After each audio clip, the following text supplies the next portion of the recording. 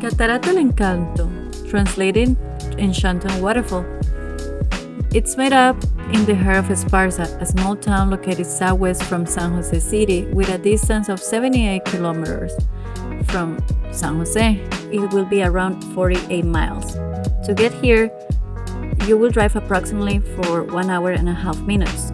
The entrance to the waterfall is run by a local family who's been in business for around 7 years.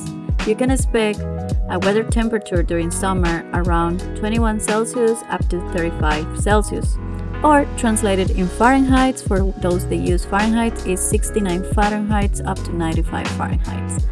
The waterfall is located half a mile from the main entrance of the property. And to get to the bottom of the waterfall, you have to do a short but steep hike. But no worries, the trail has stairs with some handholds to get there. Usually locals visit the place during the weekends to have a place to hang out, and it's very common to see families next to the river. They bring their food, people taking pictures, and for those swimmers lovers, they can spend the day refreshing and enjoy the water of this waterfall.